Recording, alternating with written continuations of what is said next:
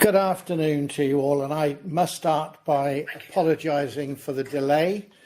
As I've always thought throughout my life, technology is wonderful when it works. When it doesn't, it gives everybody who are trying to organise massive issues. But hopefully you can hear me and you can see me, and I'm delighted that you have joined us for what is now a fully virtual workshop. Good afternoon to you all, and I must start by apologising for the delay.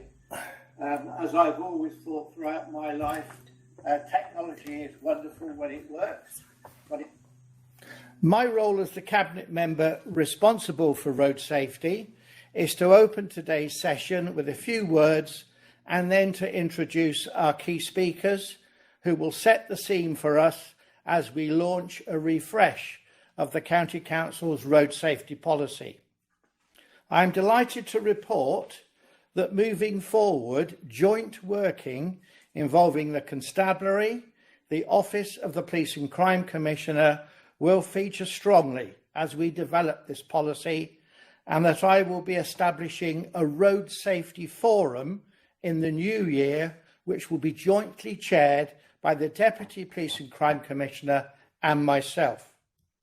We will establish the forum with a cross-section of officers, members and representatives from groups who have a direct influence on road safety within Gloucestershire, many of whom are involved in our event today. The forum will take evidence as it moves. The forum will take evidence as it moves towards publicising the refreshed county road safety policy later in 2022, following sign-off by the County Council. Those that have a statutory responsibility for road safety will help shape the policy, and along its journey we will hold consultations and hear evidence from the communities we serve. I am personally committed to delivering a policy that is formed based on data and evidence, and I know all of you will understand me when I say road safety education is fundamental and that officers use all the tools that are in our toolbox to achieve positive outcomes. Thank you. Before I hand over to Liz Kirkham, our network manager, who is going to give a very brief outline of this afternoon's event, I want to thank her and other officers who have brought this afternoon together, and I trust we will all have a positive experience by later on this afternoon. Over to you, Liz. Thanks, Dave. I'm just about to share a presentation, which I hope is going to work smoothly. I'm going to add my apologies to Dave to the IT not working as well as we would like. For those of you who are joining on YouTube, you will still be able to watch all of the presentations and hopefully still be able to join the user groups that you've been invited to afterwards. So that should all still happen, and hopefully will all go quite smoothly. So obviously, as introducing myself, I'm Liz Kirkham. I'm the Network Manager for Gloucestershire County Council. Over the past few years, Gloucestershire's road traffic collision data has plateaued. PACTS, one of our speakers today is from PACTS, the Parliamentary Advisory Council for Transport Safety. They recently produced their Road Safety Performance Index, which shows how different local authorities have performed over the past 10 years in this area. And I have to say I'm disappointed to say that Gloucestershire is actually one of the 10 worst areas in the UK in that comparison over the 10-year period. So the purpose of this workshop is to start to take a fresh look road safety in Gloucestershire, to look at our policies and to develop a vision for the county that everyone can sign up to. The format for the event, we're starting off with the presentations as they are now. It does say we're going to ask questions by chat. Unfortunately, if you're joining by YouTube, that won't be possible. And I don't think I can monitor my emails at the same time as doing the event, so I'm not going to be able to pick up questions. But if you do have particular questions and you don't get a chance to ask them, then do send me an email afterwards and I will pick those up with the speakers. We've got 3 different presentations going on from really interesting speakers, really national experts in their fields, which is excellent. And then as soon as we've finished the presentation sessions, you will be going into your rejoining your individual sessions for the discussion groups. These will be in smaller groups with no more than 10 people plus a scribe. You'll be able to talk in those meetings, or you'll hopefully be able to join those meetings, but you'll definitely be able to talk once you've joined them and join in the discussions. Each of the groups is made up of a range of different people, from county and parish councillors, district councils, colleagues from the emergency services, including our police and crime commissioner. There are representatives from user groups, the National Institute for the Blind, British Horse Society, cycling groups, and representatives from groups such as GCC Black Workers Network and the Older Drivers Forum also. So a really interesting selection of people, and I hope you find the whole event really worthwhile. I'm going to stop now, and I'm going to let Dave introduce our first speaker. Thank you, Liz. So moving to our first speaker this afternoon, who is David Davis, the Executive Director of the Parliamentary Advisory Council for Transport Safety, thankfully abbreviated to PACS. Let me give you a little bio on David. He has a background in sustainable transport, road safety and public sector scrutiny. His PhD in transport planning led to his appointment as Transport Policy Officer at Birmingham City Council. He then worked as a consultant in the United Kingdom and Hong Kong before forming David Davis Associates, which specialised in sustainable transport, including 5 years at the Transport Research Lab. 2003, he moved to the Audit Commission, undertaking transport and environment inspections and performance assessments of local authorities. 2007, he moved to the House of Commons Transport Committee, managing inquiries into road safety, aviation, high-speed rail, ports and bus competition. He's been the Executive Director of PACS since January 2013, where he promotes effective casualty and danger reduction measures and integration of safety with wider environmental and sustainable policies. And his presentation for us this afternoon is entitled Road Safety Policy from Shire Hall to Westminster. David, the floor is yours. Thank you very much, Councillor Norman, and to Liz, and I'm very pleased to have been invited to speak today. And can I congratulate you on this initiative, refreshing the road safety strategy and forming this forum, because partnerships are absolutely crucial. So what I'd like to try and do in my short presentation is to show that you are not alone. There are a lot of other organisations, local authorities, government initiatives, international initiatives, which should help Gloucestershire in tackling the challenge. So if I can share my presentation.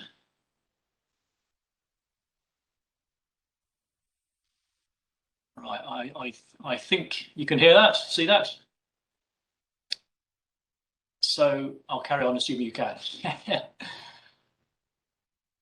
So I said I'd talk about Westminster to Shire Hall or Shire Hall to Westminster, but actually I'd like to start on the international stage, because to the surprise of many people, the United Nations has now really taken up the baton on road safety.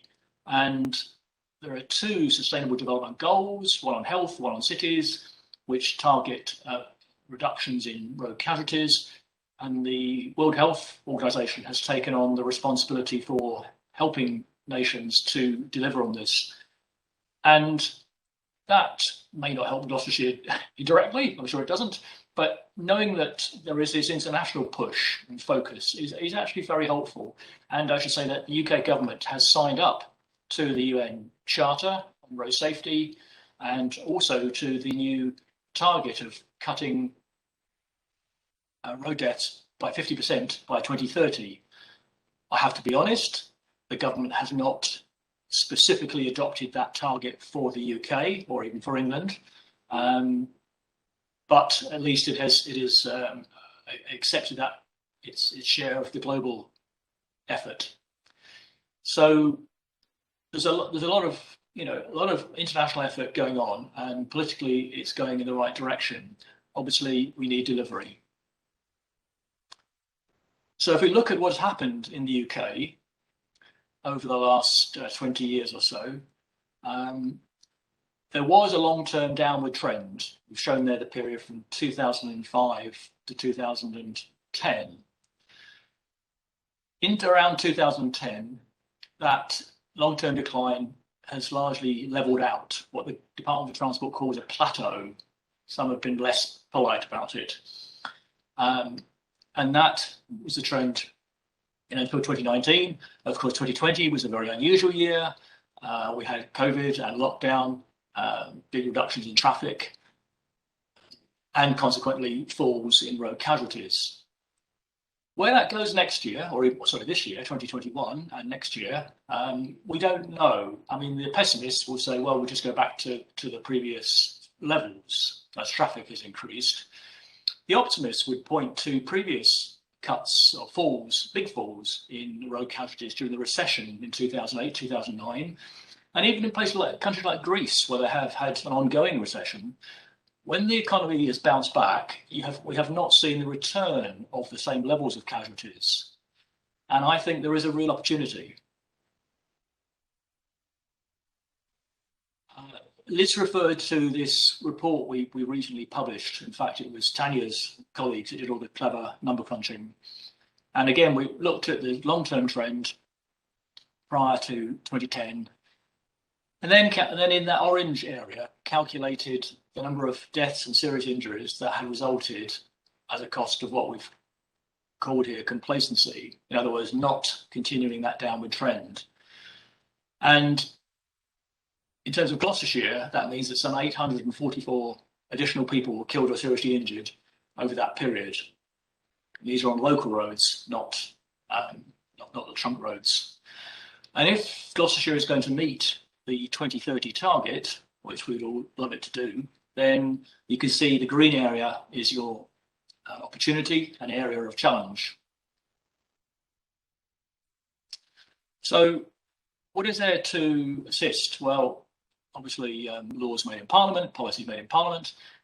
It's actually made by the Department of Transport, one could realistically say, and Baroness Veer, Road Safety Minister, who's been in post for some time now, and we work closely with her, and I think it's very helpful that there's been that stability. It is very committed to bringing down these casualty levels, scrutinised, of course, by the Transport Committee. And they are a valuable source of scrutiny, keeping the government on its toes. And what can we expect from the government? Well, they have announced in July that there would be a new road safety framework, which will be introduced in 2022, announced in 2022. And in terms of what will be in that framework, well, there's already been a detailed consultation on establishing a road collision investigation branch, which we're very enthusiastic about. There will be a second Safer Roads Fund, which is money available to local authorities for major roads locally. There should be, and we would certainly expect this to be, a new announcement on roads policing. The government actually took quite a pasting, or rather the police took quite a pasting, which then goes onto the Home Office from the Her Majesty's Inspector of Constabulary over roads policing, and the government had a call for evidence, and it's about time they responded to that, but I think when they do, it should be positive. The Prime Minister is very positive about active travel, and so gear change, support for walking and cycling is very much uppermost in their minds. And although to some extent that's about active travel, it's intimately linked to road safety. So I think we take advantage of that. And some of that will be reflected in new highway code revisions coming quite soon to give additional protection to vulnerable road users. And okay, it's Scotland. It's not where Gloucestershire is, but it's really interesting to see what's happening in other parts of the UK. Scotland has published its own road safety framework and an ambition to be the best road safety performer in the world. Now, when I first read that, I thought, well, that's pretty optimistic. But actually, Norway is probably the best road safety performer, not such a different country to Scotland, and their performance gap is not that different. So I think you can see how being where you are at the moment and moving to a very good position is not such a leap. And Wales is doing all sorts of interesting stuff for road safety, not least introducing default 20-mile-an-hour speed limits from 2023. The other thing I think it's really important to say, for example, in relation to active travel, is we have to integrate road safety with other policy agendas, the low carbon agenda, the clean air agenda, the public health, active travel agendas, and there's absolutely every opportunity and benefits from doing that. So we've seen speed limits and cameras introduced in Wales or even on parts of the trunk road network in UK to tackle air quality. Obviously, if you're managing speed better, there should be a safety benefit there too. So I think there's real synergies. I've said you're not alone, so this is just a quick list of other road safety partnerships that have come to mind. Safer Roads Essex, you probably know that one well. Cambridgeshire and Peterborough, they've relaunched in 2020. Vision Zero Southwest, which I've been involved with as Tanya, they established in 2019, led by their Police and Crime Commissioner, going great guns. London, the Mayor, Transport for London have recently relaunched their Vision Zero and road danger reduction. And Kent County Council earlier this year, they were lucky enough to be able to meet physically and launch their Vision Zero strategy. So, there are others out there. Liz's colleagues kindly produced this chart for me, and it's graphic for me, which I think illustrates the situation in Gloucestershire very nicely. So this is casualties over the last 4 years, and it shows that the biggest casualty group are car occupants. So if you look across to the right-hand side of that chart, 370 people were injured in cars over that period. If you look downwards, you can see that, again, looking at cars, the vehicles involved in collisions and injury collisions, that is, death and serious injury, 575 were cars, 45 vans, and 57 were HGVs. So you can see in this chart, I think, quite nicely who's being injured and the source of danger. That's not to say it's blame. It's just, in a collision between a car and a pedestrian, it's going to be the pedestrian that comes off worse. It's the car that is posing the danger due to its size and speed and so forth. And if I could just make one point on this, I think Tanya will explain about the safe system, but one of the things I just urge is not to try and fragment the problem for road safety and say, oh, right, you must focus on cyclists or young drivers. I mean, obviously, you will need to focus on some things, but the safe system emphasises safe roads, safe speeds, safe infrastructure, safe road users, and with benefits for all, reducing the danger. So, as I say, you've got expertise in this already. You're not starting from scratch. The safe system, as Tanya's going to explain, will give, I think, some very helpful guiding principles with all sorts of good UK and international research. But I would say everywhere needs to adapt to its own situation, its own challenges, its own limitations, and that's no bad thing. So again, Tanya will run through this, but I just wanted to point out some things which I think will be helpful to you. So there will be new vehicle safety standards being introduced in the EU from 2022, things like advanced emergency braking, intelligent speed assistance, and so on. Many new cars with 5-star safety ratings have these things anyway.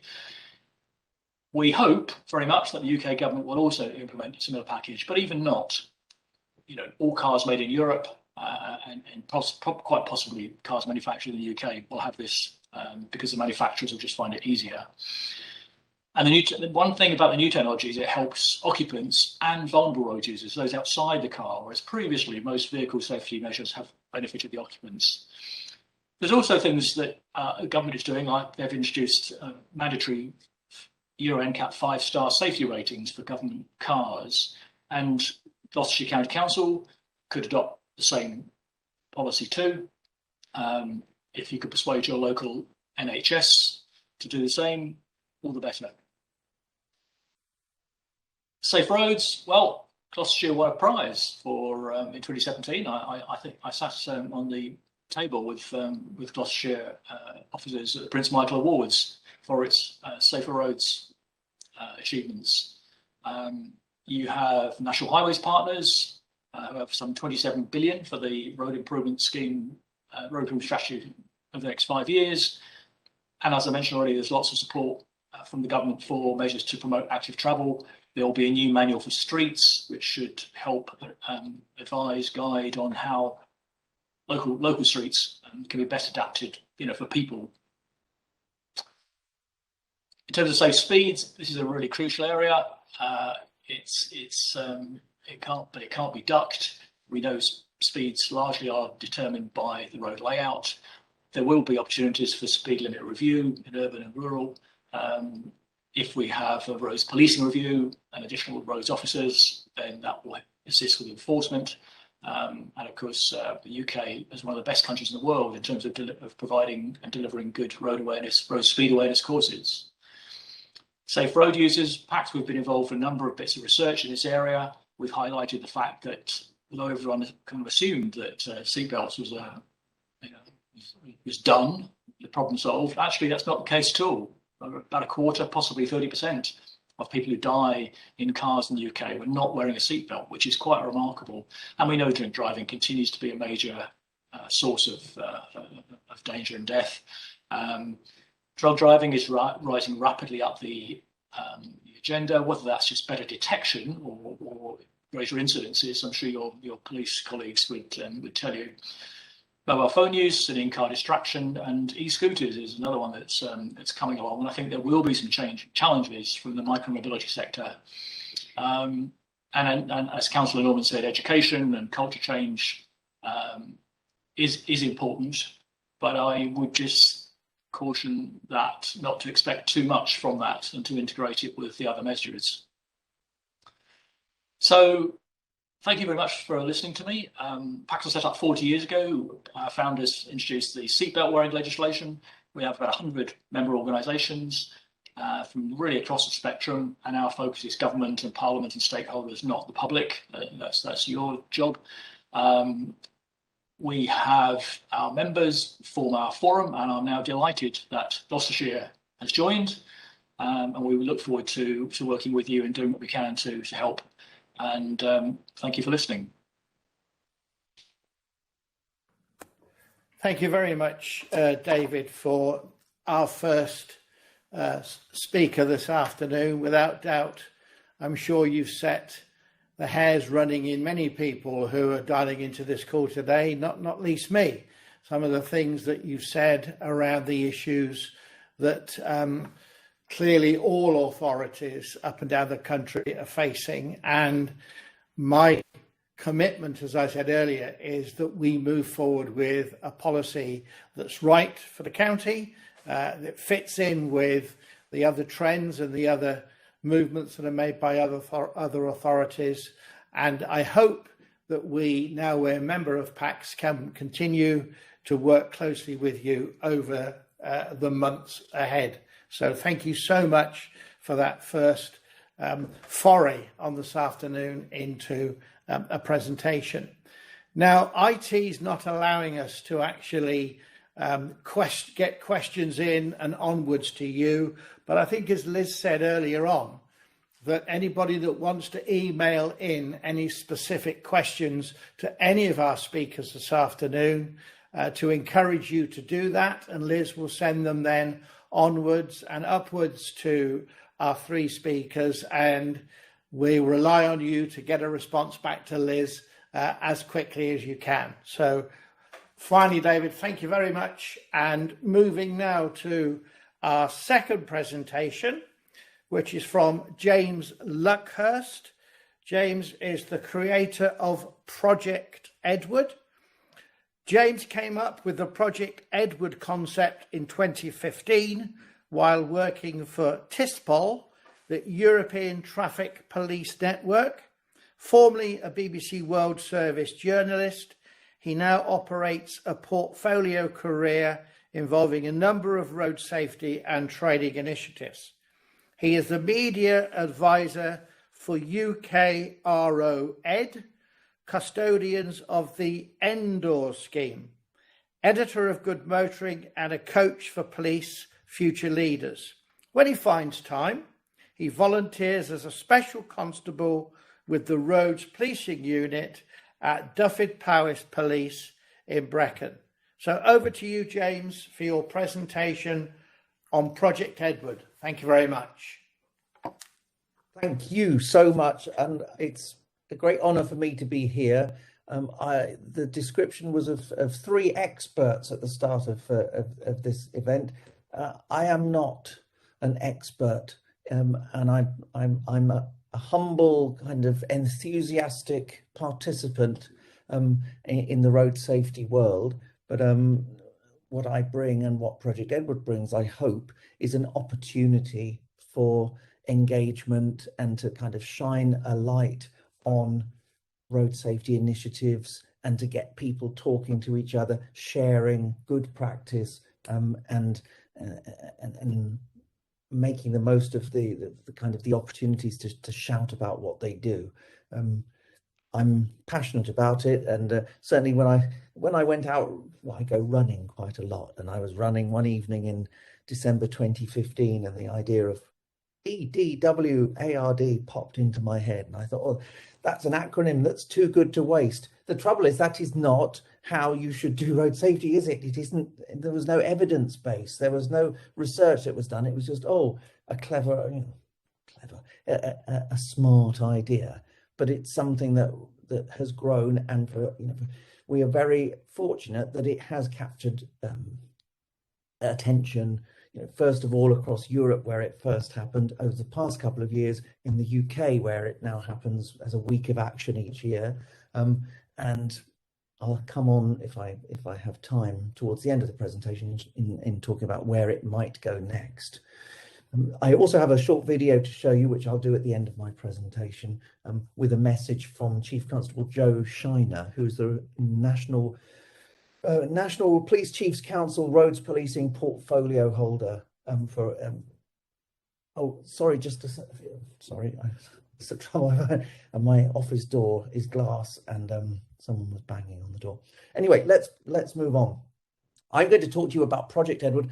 I want to enthuse you about involvement in Project Edward, and I suppose I want to kind of challenge us all to think about, will you help us to make Project Edward supportive of what you're doing and relevant to what you're doing, so that it can earn its place, it can earn its keep in years to come. We have plans for it, but only if it supports what you're doing and it makes sense for you to do it. It's not going to stand as an event, as an initiative in its own right, without being part of the bigger picture and supporting lots of other initiatives and policies and actions.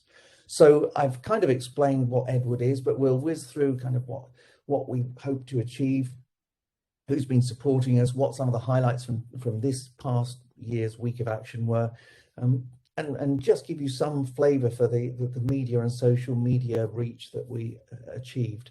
And then while you're looking at this, I think the key question for me that I'm really battling with at the moment is for the future for Project Edward. Can it earn its place in, let's say, in the retail environment? Should it stay wholesale? It's a very simple kind of thing, isn't it? The road safety done wholesale, from business to business, from professionals to other practitioners, that works fine, because that's what we all do, kind of thing. But how do you get under the skin or inside the mind of somebody who might just come into contact with you for 5 minutes at a service area on a motorway? How can you engage with them and get them to think about road safety? Because it's not very high on the agenda of most people who travel.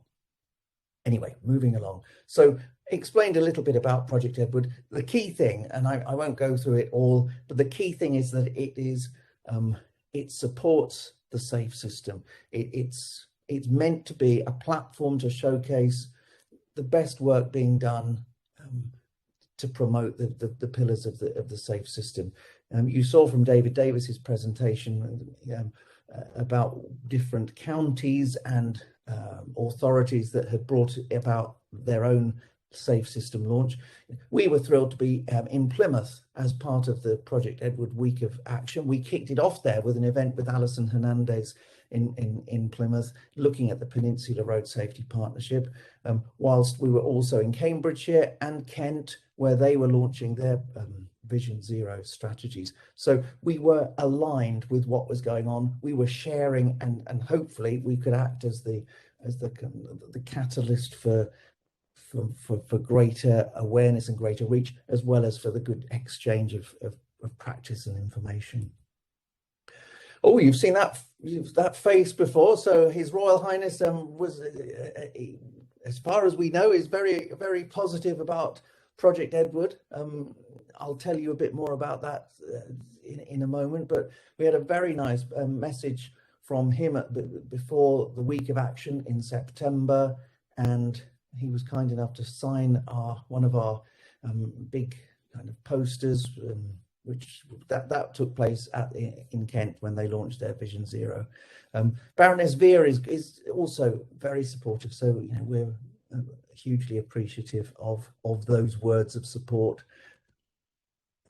Great that we have really good connections, and I think because Project Edward began as a police initiative through my TISPOL involvement, the role of the police has been key, but it is just part of the picture. Whereas perhaps previously it was a police-led day, the police now have a role in it, and just about every police force in England and Wales is supportive, as well as Police Scotland and PSNI. 2021 brought fire into it, big time. That was fantastic, as well as the World Rescue Organisation, the UK Rescue Organisation. We had support from the top of the National Fire Chiefs Council, and we're privileged really to be able to see some of the really good work that's being done in post-crash care, backed up by conversations with emergency doctors. We were with the Devon Air Ambulance, also Dr. Ian Mew from Doc Bike. So we're trying to showcase how important these organisations are in their role in the post-crash care. Delighted to have made a call to Gloucester. That's me with Chris Nelson and the Project Edward car. So thank you, Commissioner, for supporting us so well.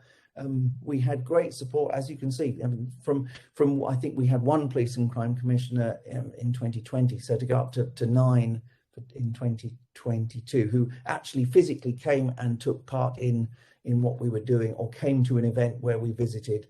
That was absolutely terrific.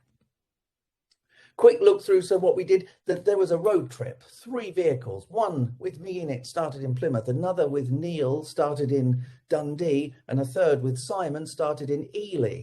And we kind of covered the country as best we could, and we converged on a site run by Balfour BT Vinci in close to Coventry for the last day of the week. And during all that time, we were visiting launches or organisations with a new road safety story to tell. We partnered with organisations like the British Horse Society, were really helpful with us. The various victims organisations, and so we called at lots of different events where we wanted those events not to be our events, but we were, our plan was that we would just visit them, listen, hear what people had to say, and share that information, and encourage everyone else to share as well. In Gloucester, we were with the Commissioner at a speed check, because we had a day dedicated to speed awareness and enforcement on the Wednesday of Project Edward Week.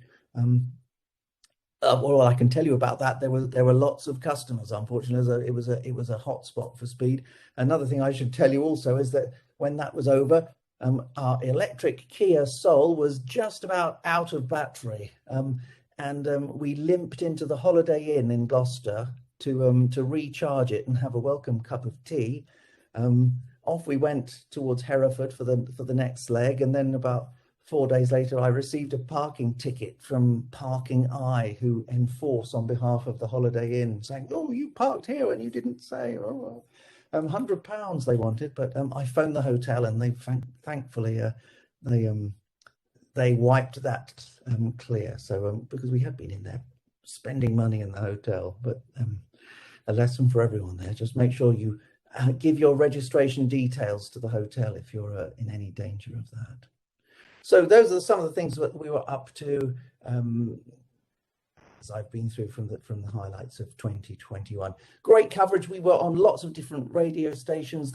It brought the topic of road safety up, into the news bulletins for the regional television, and the national papers, the trade papers, commercial papers. It was just a very busy week of interviews and participating in features and fixing up for the press to cover what was going on. I'm being very careful that this wasn't our story. These were stories that came from where we were visiting that were just part of Project Edward. So please don't think I'm taking credit for a whole string of great things that happened across the UK, because I'm not, but we were just able to add that sort of connection between lots of different things, which I think is perhaps the unique selling proposition of Project Edward.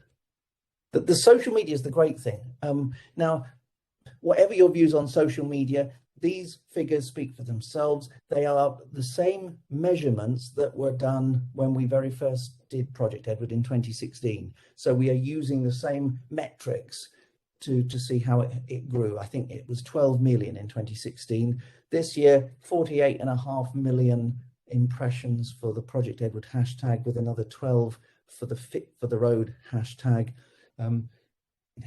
We had some brilliant following from and retweets from the organisations that use social media a lot: the police, the highways authorities, county councils, police and crime commissioners. So that was a really good way of spreading the word through social media.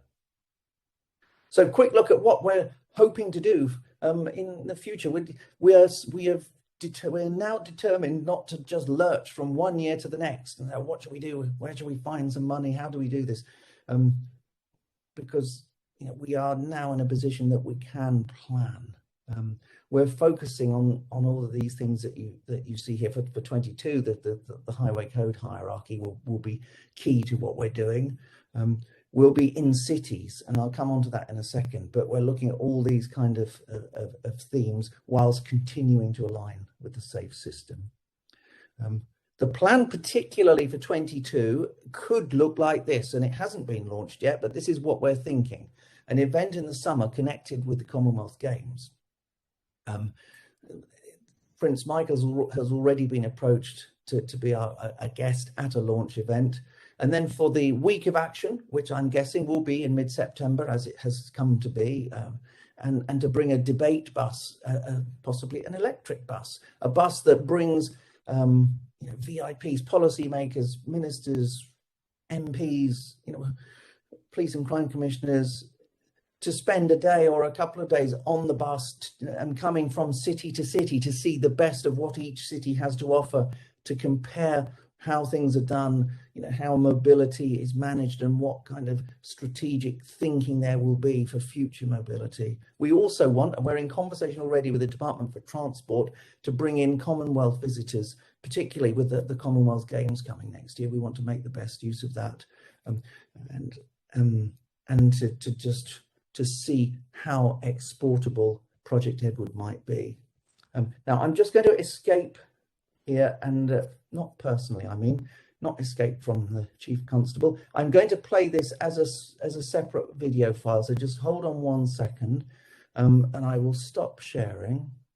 I will now share again, because I think it will work better if it just comes to that. So I'm going to play this now. This is about 4 minutes of a message from the Chief Constable of Sussex Police. So I hope it works okay and that you can see. Well, first of all, I just want to congratulate everyone for coming together today to have your workshop on such an important topic. The reason it's such an important topic for me personally, and the reason why I took this portfolio on, and I'm very privileged to lead it, is because my family suffered the tragedy of my father being killed on his way to work whilst I was a teenager. And I can honestly tell you that that knock on the door that happened to our family that morning is still as alive today as it was then, in terms of our memories and also the lasting impact that it has. And I think that's what we all need to remember when we're developing any strategy or tactical delivery plans or anything. It's about making sure that all of those are about reducing death and serious injury on the roads. Because behind those numbers, and there's an average of between 5 and 6 people killed on the roads every day, behind those numbers, there are families, very, very hurt families who live the trauma of that every day. So that was my motivation for becoming the lead. And it continues to drive me every single day to do the very best that we can in policing to reduce the number of people who are killed and seriously injured on our roads.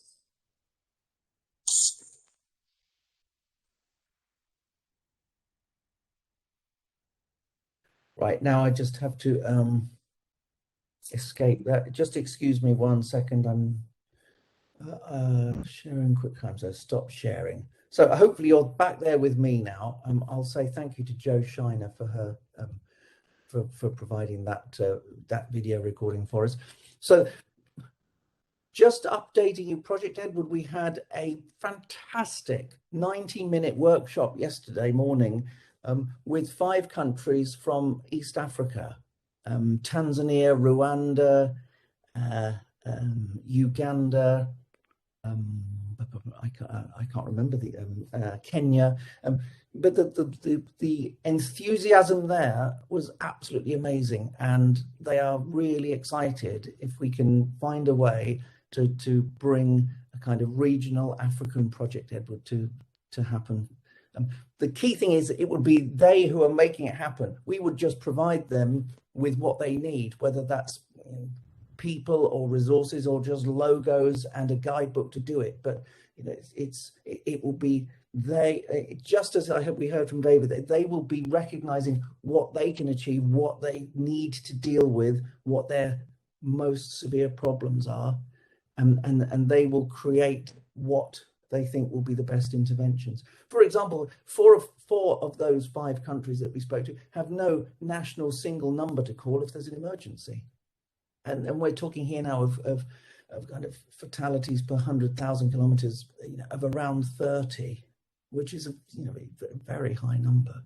So there's it was humbling that there's so much to do, but exciting that there's such great levels of enthusiasm. So I will conclude by just saying, watch this space. Do email me, james@projectedward.org, if you want to be kept up to date with what we're planning for 2022 and our plans for the week of action, because we try our best to involve as many individuals and organisations as we can. If anyone has any advice on how we go retail or should we stay wholesale, that's a conversation that we can have as well. I hope that's given you some sort of flavour. Gloucestershire has been brilliantly supportive of Project Edward. So many thanks for that, and long may that continue. And hopefully our debate bus will roll into Gloucester at some point during September of 2022. Many thanks. Thank you very much, James. And I can clearly say now that we will be supporting you.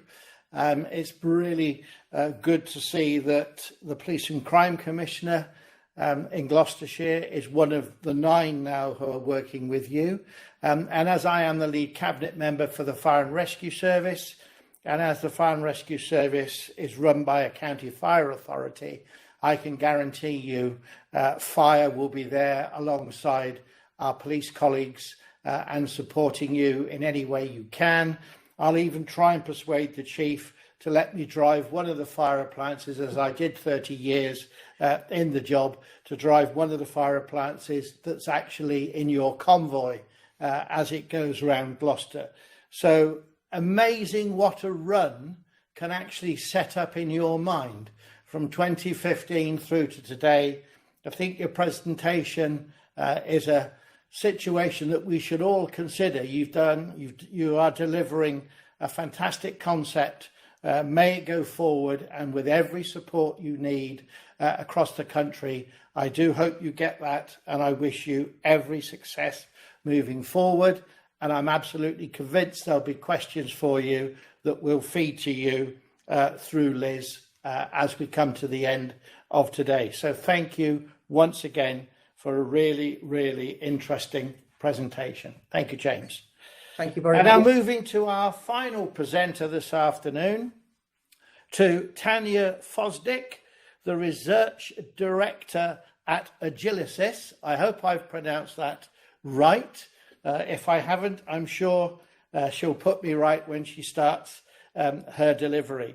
Tanya is an experienced researcher who specialises in translating complex evidence into practice.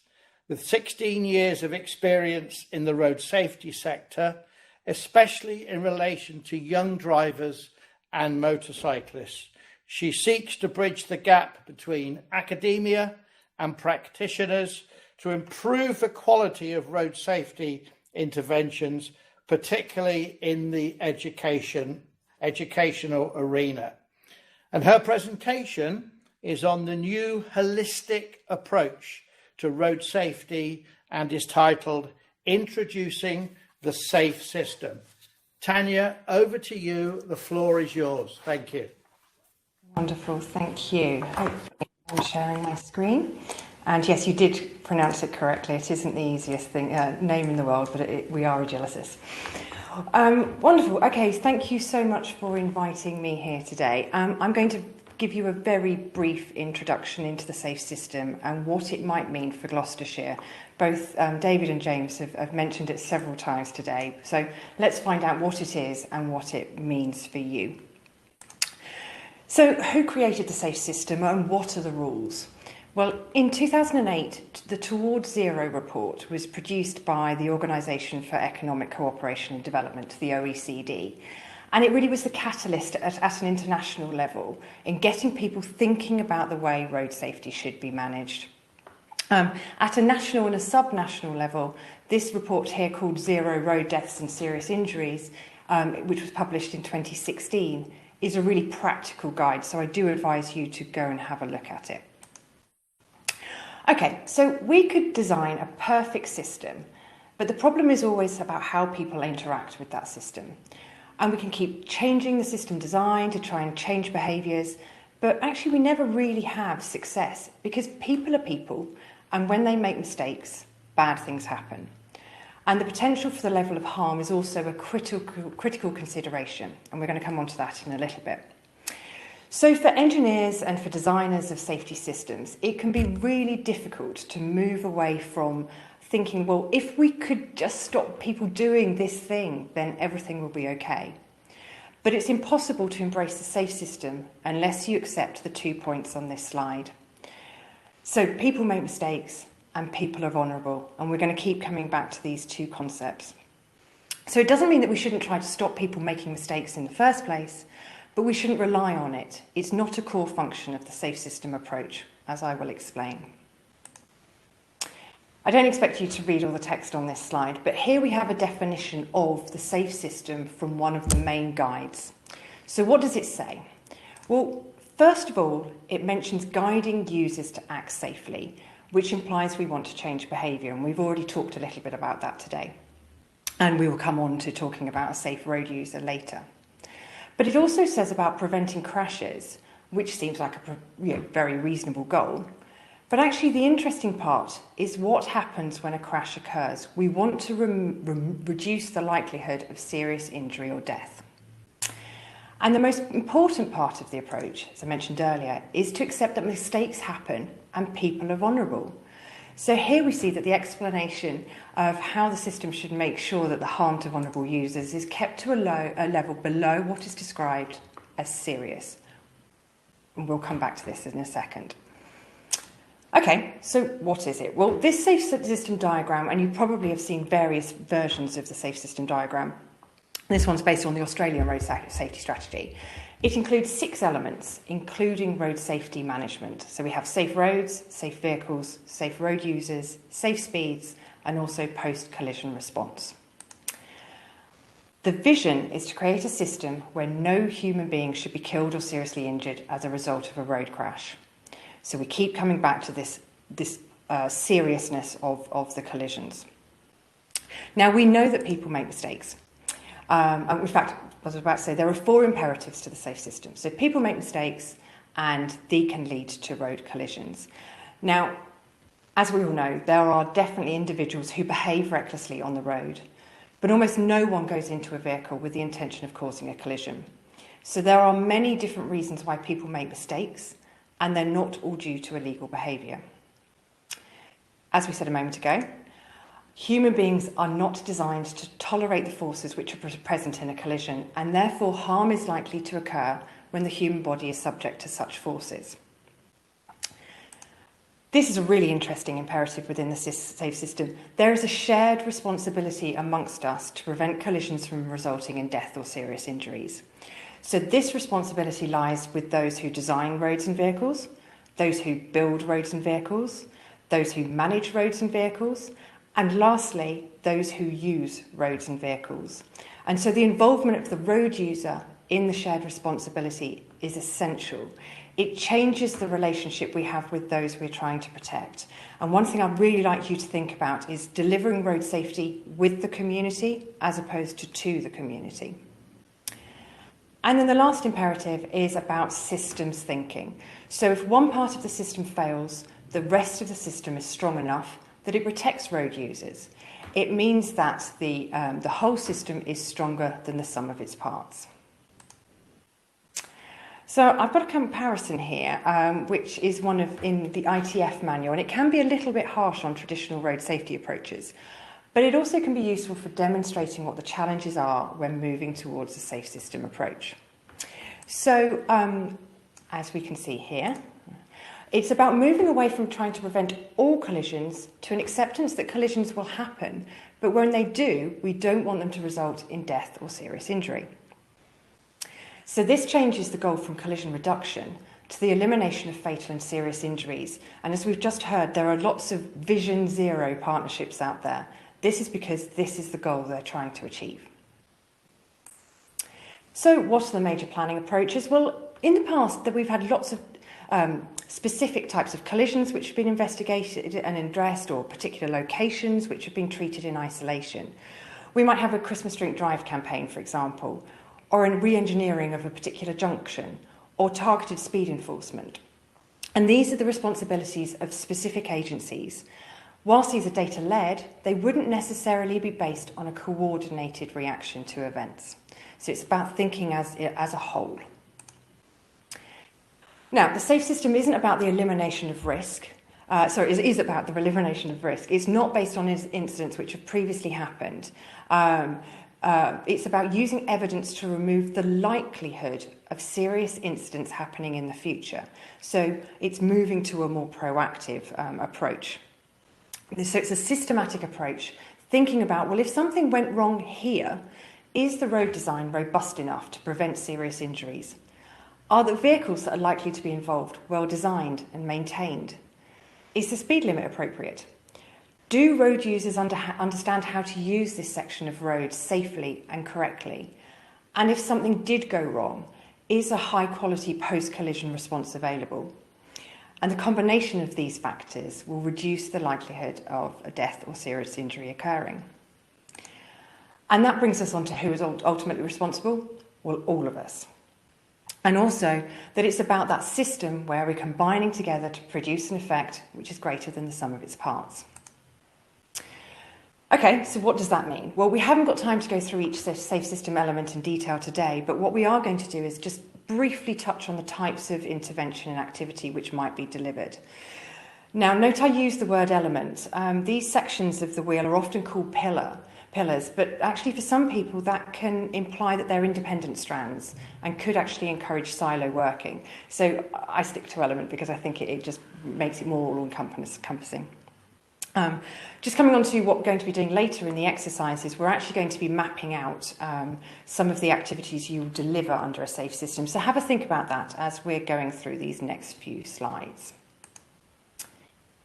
Okay, so let's start with safe speeds. So under safe speeds, we need to think about the limits which are set on our roads, and I believe there's also an activity on this in a little while as well. Now, these S-curves show the speeds at which fatalities are likely to occur for different road users. So there is a huge variance here between 0 chance of deaths for pedestrians at 20 kph compared to certain death at 60 kph. Just note that these are focusing on fatalities, not serious injuries. So using all of the evidence about human frailty and the movement of vehicles, this table has been created. Now, I'd like you to note that the research is a little bit old, and we have had some advancements in vehicle safety since 1999, so some of these speeds could be a little bit higher now. But it is a good illustration of how safe speeds are approached within the safe system. So just imagine the implications if this was put in place overnight. What this would mean would be that the national speed limit would be reduced to 45 miles an hour, and any road with at-grade junctions would have to be 30 miles an hour, whilst anywhere there was cyclists, we would need to have 20 miles an hour. But this is thinking about speeds within the safe system approach. Moving on to safe roads, well, there are two main ways we objectively assess the level of risk on a particular road. So we've got risk mapping, which is much more reactive. It's looking back and assessing how dangerous a road has been. And then we've got star ratings, which look at the roads itself and measure the observed features against a risk database. So coming back to my table from earlier, it's about thinking about, well, what could go wrong at this place and assessing all of the attributes here. Just thinking to create a safe system, road infrastructure design standards need to be reviewed. So, as we say, it's about retrospectively improving existing roads and using safe system principles to design new ones. I found a really good analogy in one of the ITF manuals, which used an analogy of designing buildings. Now, all balconies must have a balcony rail as a default. So there isn't a specific cost-benefit analysis that's undertaken for individual balconies that, say, takes in the height of the balcony or wind exposure or the width of the balcony or the age of the people potentially using it. All of these things are embedded into the design manuals for structural engineers and are standard practices. So why don't we do that with roads? Just a question. Okay.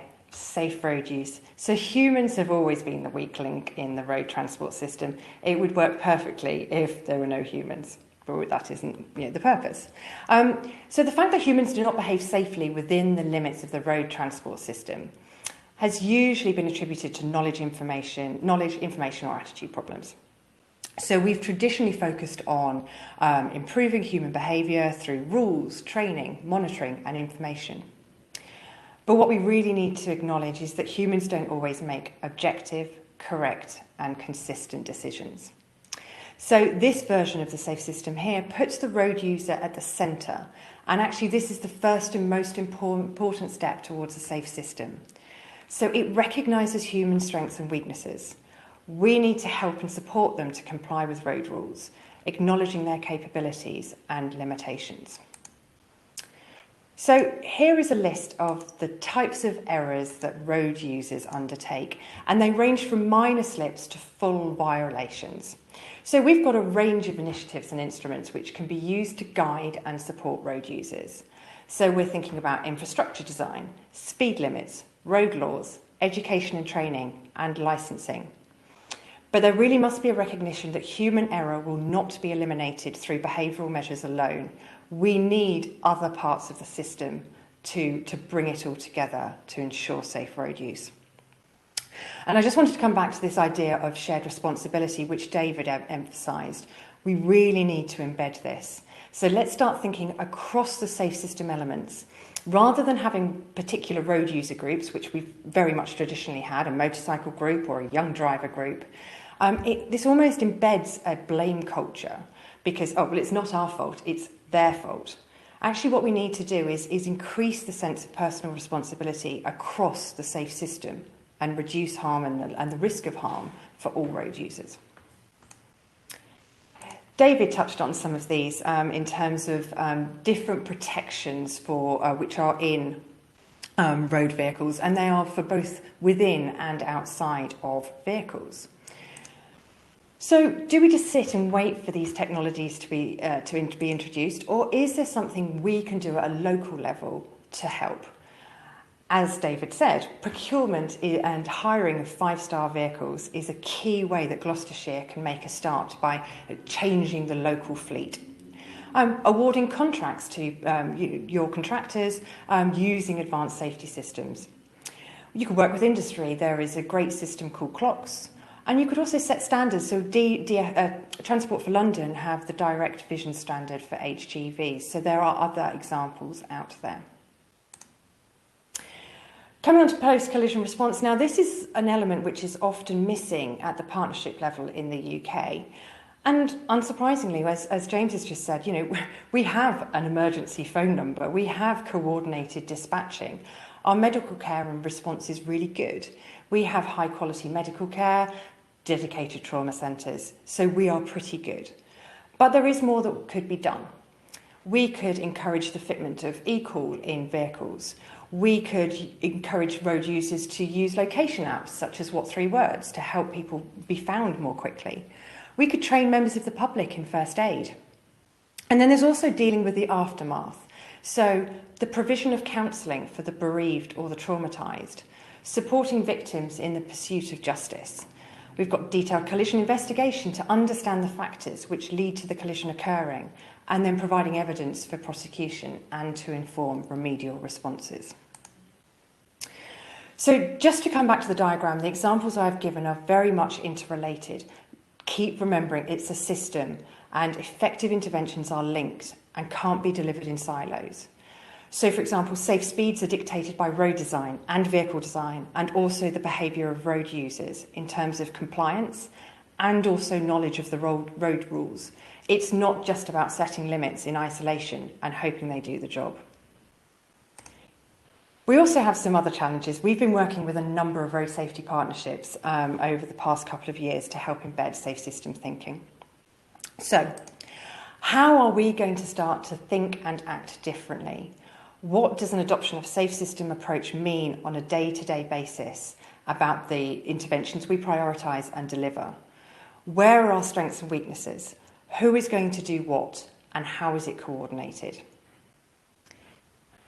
Following on from that, how do we ensure that everyone is on board? How do we communicate with our partners about what we expect them to do, in what way, and by when?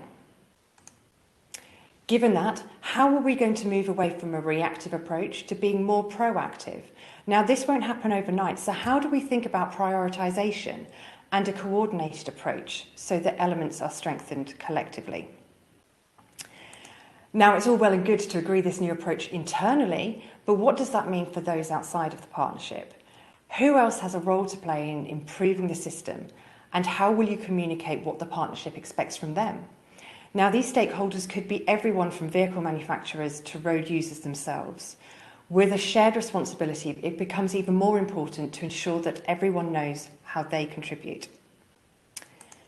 And thinking about those road users, how do we meet their expectations? So for many years, there's been public criticism that road safety interventions are undertaken after collisions occur. So to get a safety camera, for example, there has to be a minimum number of KSI collisions which have occurred in recent years, with the public quite rightly demanding to know how many people must die before action is taken. So how will it be explained to the public so that they understand why our activities are happening in the way they are?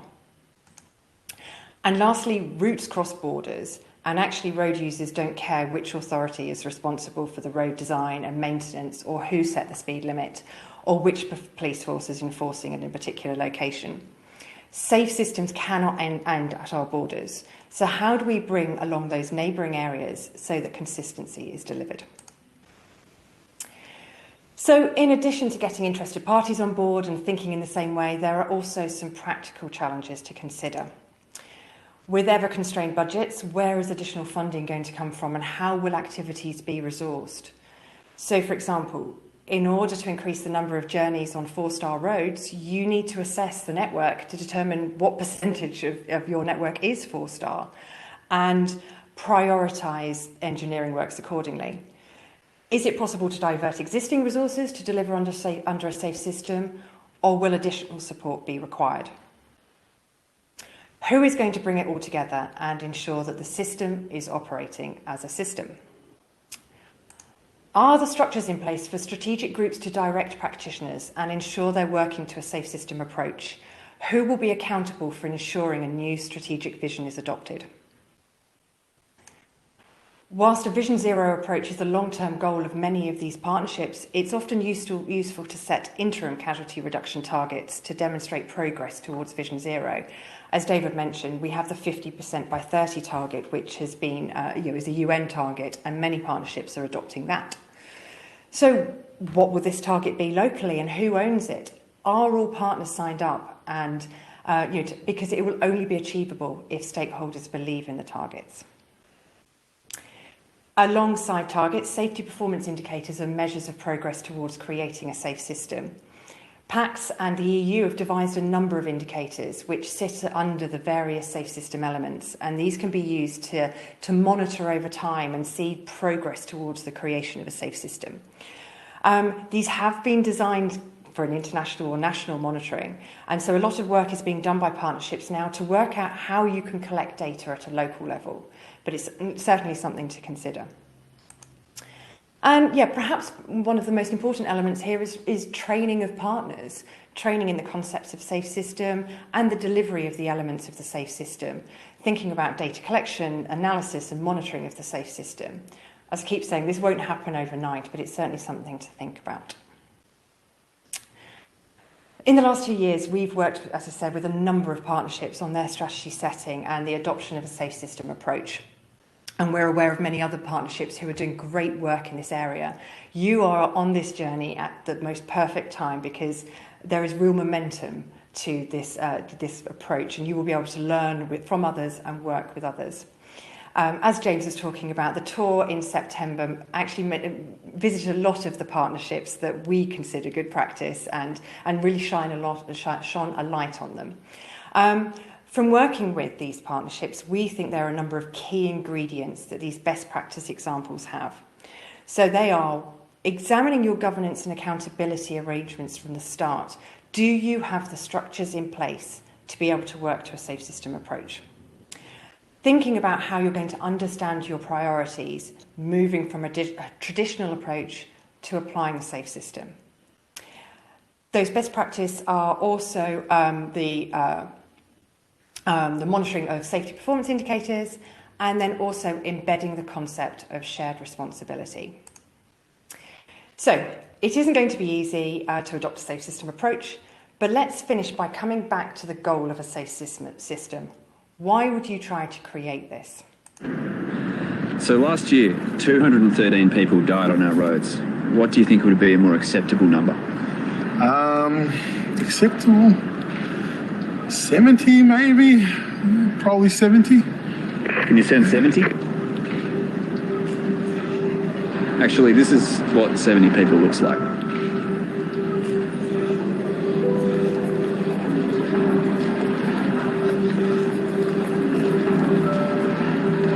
Family.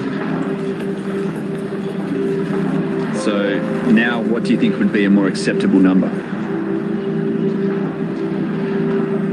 0.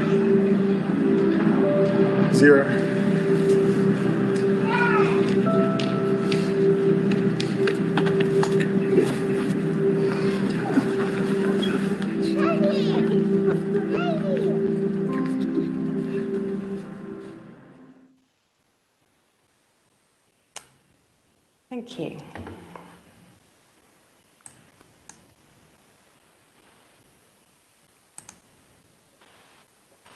Thank you, Tanya, very much. Without doubt, that last very short video clip really hit home with me. in respect of being asked that question from where you are now to where you should be. I think everybody involved in this process moving forward would accept clearly it should be zero.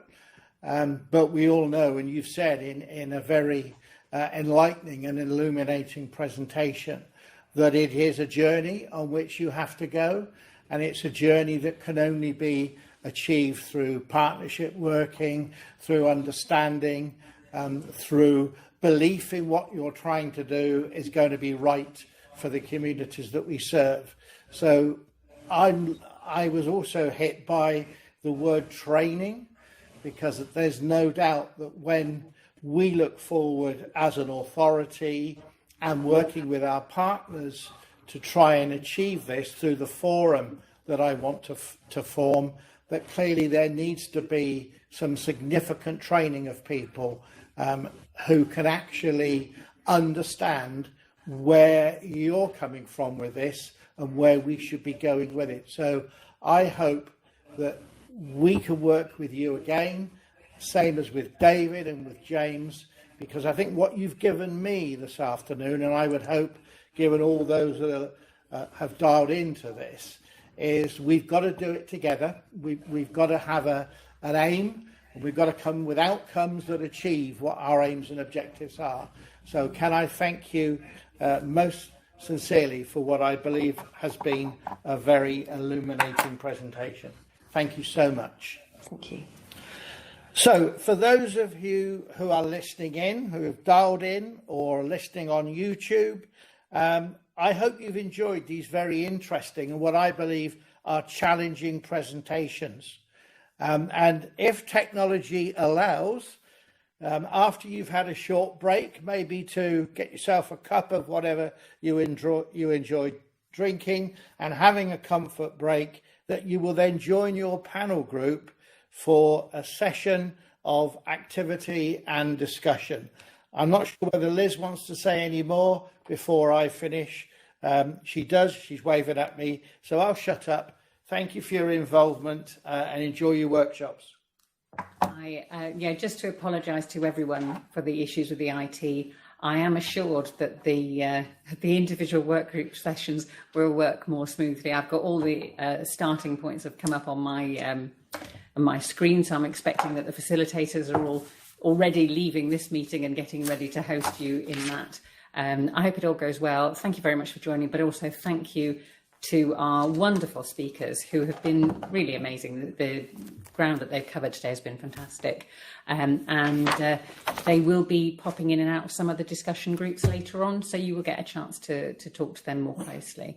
But obviously, people who have got questions leading from any of those presentations, if you want to email me afterwards, I'll be more than happy to pass those on. And good luck with the rest of the afternoon. Thank you.